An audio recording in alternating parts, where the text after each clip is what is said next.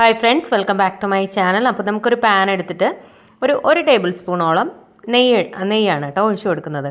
ഇനി ഇതിനകത്തേക്ക് 250 ml കപ്പിൽ നെയ്യ് ഒന്ന് ഉരുക്കി തുടങ്ങുമ്പോൾ 250 ml കപ്പിന് 1 കപ്പ് അവലാണ് ചേർത്ത് കൊടുക്കുന്നത്. വെള്ള അവലാണെങ്കിലും നമ്മുടെ റെഡ് അവലാണെങ്കിലും അതായാലും മതി കേട്ടോ. പക്ഷേ ചുവന്ന അവലാണ് കുറച്ചുകൂടി ടേസ്റ്റും കാണാനും ഒക്കെ ഒരു ഭംഗി, അതാണ് കേട്ടോ. അപ്പോൾ 1 കപ്പ് 250 ml കപ്പിന് 1 കപ്പാണ് ഇട്ട് കൊടുക്കുന്നത്. എന്നിട്ട് ഫ്ലെയിം കുറച്ച് വെച്ചിട്ട് നമുക്ക് ലൈറ്റായിട്ട് ഇതൊന്ന് റോസ്റ്റ് ചെയ്തെടുക്കാം ആ നെയ്യിൽ.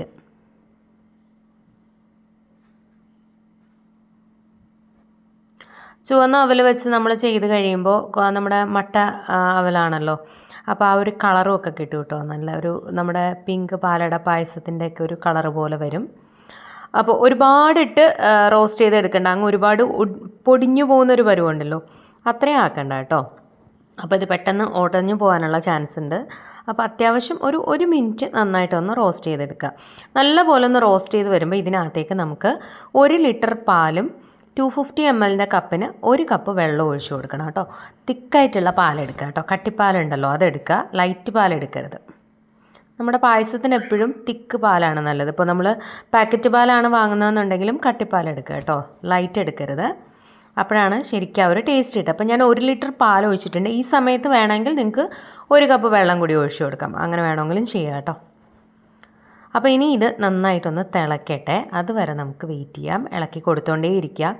ഇതിപ്പോൾ നോൺ സ്റ്റിക്ക് ആയതുകൊണ്ട് വലിയ കുഴപ്പമില്ല, അല്ലാന്നുണ്ടെങ്കിൽ അടിയിൽ പിടിക്കാനൊക്കെയുള്ള ചാൻസസ് ഉണ്ടാകും. അതുകൊണ്ട് കൈയെടുക്കാതെ ഇളക്കി കൊടുക്കുക. ഒന്ന് തിള വരുമ്പോഴത്തേക്കും നമുക്കിനകത്തേക്ക് ഞാനൊരു 3 ഏലക്ക ചതച്ചതാണ് ഇട്ട് കൊടുത്തിരിക്കുന്നത്.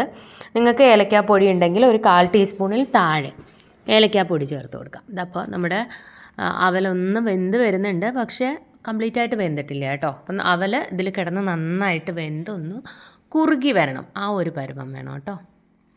അവൽ അറിയാമല്ലോ, പെട്ടെന്ന് തന്നെ വെന്ത് കിട്ടും. നല്ല ടേസ്റ്റി ആയിട്ടുള്ള സിമ്പിളായിട്ടുള്ളൊരു പായസമാണ് കേട്ടോ. പക്ഷെ ഭയങ്കര ടേസ്റ്റാണ്. മസ്റ്റായിട്ടും നിങ്ങൾ ട്രൈ ചെയ്ത് നോക്കാം. ശരിക്കും നമ്മുടെ പാലട പായസം ഉണ്ടല്ലോ, കാണാനും അതുപോലെ ഇരിക്കും, കഴിക്കുമ്പോഴും ഏകദേശം ആ ഒരു ടേസ്റ്റൊക്കെയാണ് കേട്ടോ. കാരണം നമ്മുടെ അവലാണല്ലോ, നന്നായിട്ട് സോഫ്റ്റ് ആവും.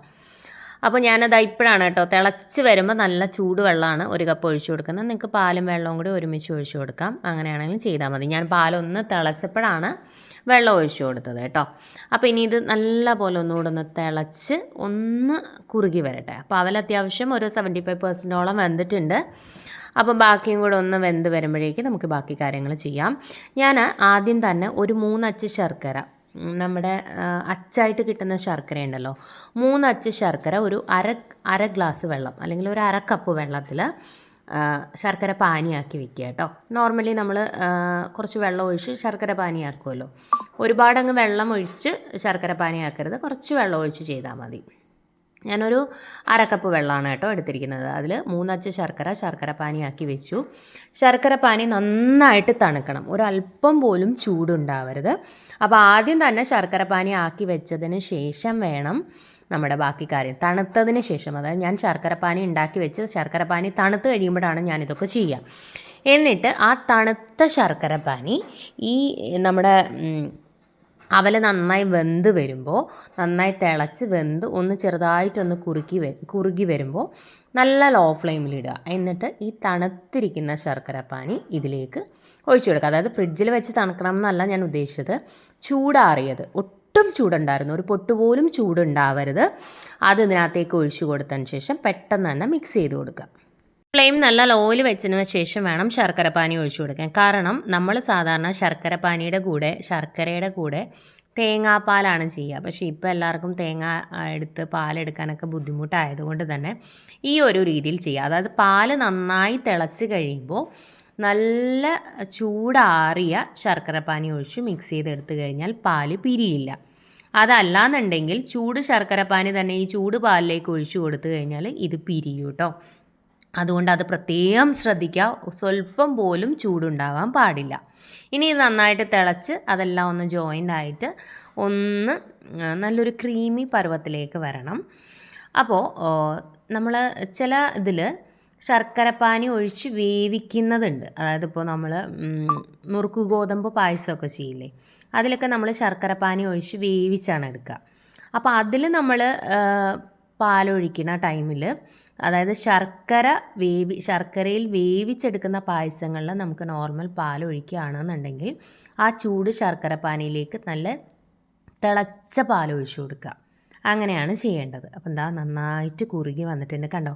ആ പാലട പായസത്തിൻ്റെ ആ ഒരു ടെക്സ്ചറൊക്കെ വരുന്നില്ലേ? ഇത്രയും മതി. അത്യാവശ്യം നല്ലപോലെ കുറുകി കഴിയുമ്പോൾ ഓഫ് ചെയ്യാം. ഓവർ തിക്കാക്കി വെക്കരുത്. അപ്പോൾ അതൊന്ന് ഓഫ് ചെയ്തു. ഇനി ഒരു ടീസ്പൂൺ മതി നെയ്യ് ഒഴിച്ചു കൊടുക്കുക. ഇത്തിരി നട്ട്സും കിസ്മിസും കൂടി നമുക്ക് വറുത്തെടുക്കാം.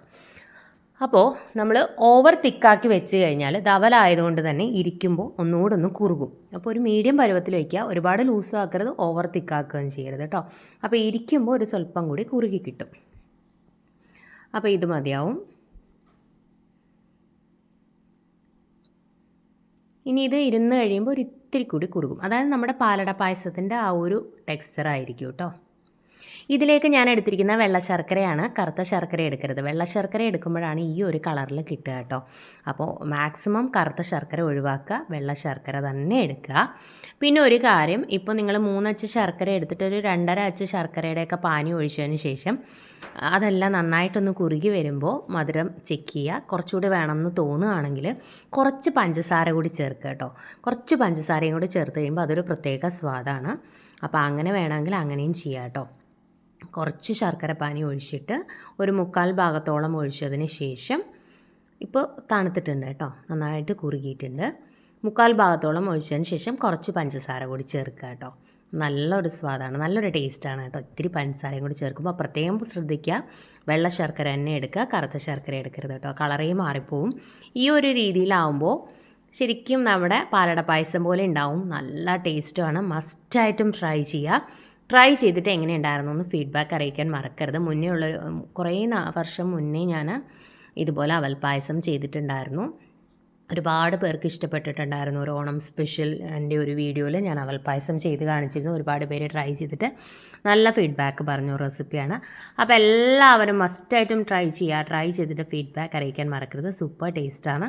1-2 കാര്യങ്ങൾ ശ്രദ്ധിച്ചാൽ മാത്രം മതി. വെള്ള ശർക്കര എടുക്കുക, അതുപോലെ തന്നെ തിക്കായിട്ടുള്ള പാലെടുക്കുക, അതുപോലെ നമുക്ക് ഇത്തിരി പഞ്ചസാര കൂടി ചേർത്ത് കൊടുക്കുക. ശർക്കര പാനി ചേർത്ത് ഒന്ന് തിളച്ച് കുറുകി വരുന്ന സമയത്ത് ഒരു ഇത്തിരി പഞ്ചസാര, ബാക്കി മധുരത്തിന് വേണ്ടിയിട്ട്. അല്ലാതെ ശർക്കര പാനി കംപ്ലീറ്റ് ഒഴിച്ചതിന് ശേഷം പിന്നീട് ശർക്കര ചേർക്കരുത്, മധുരം കൂടിപ്പോവും. അപ്പോൾ എല്ലാവരും ഒന്ന് ട്രൈ ചെയ്യുക. ട്രൈ ചെയ്തിട്ട് ഫീഡ്ബാക്ക് അറിയിക്കണം. നല്ല ടേസ്റ്റാണ്. മസ്റ്റായിട്ടും ട്രൈ ചെയ്ത് നോക്കാം. ട്രൈ ചെയ്തിട്ട് ഫീഡ്ബാക്ക് അറിയിക്കാൻ മറക്കരുത്. ഇനി ഏതെങ്കിലും റെസിപ്പീസൊക്കെ നിങ്ങൾക്ക് ട്രൈ ചെയ്യണമെന്ന് ആഗ്രഹമുണ്ടെന്നുണ്ടെങ്കിൽ ജസ്റ്റ് കമൻറ്റ് ബോക്സിലൊന്ന് കമൻറ്റ് ചെയ്യാം. നമുക്ക് ഓണം സ്പെഷ്യൽ റെസിപ്പീസായിട്ട് ചെയ്യാം കേട്ടോ. അപ്പോൾ കാണാത്തവർ ഇതെല്ലാം ഒന്ന് കണ്ടു നോക്കുക. എല്ലാ വീഡിയോസും ചെക്ക് ചെയ്ത് നോക്കുക. ഓണം സ്പെഷ്യൽ റെസിപ്പീസൊക്കെ മുന്നേയൊക്കെ നമ്മൾ ഒരുപാട് ഇട്ടിട്ടുണ്ട്. Thank you friends. Thanks for watching.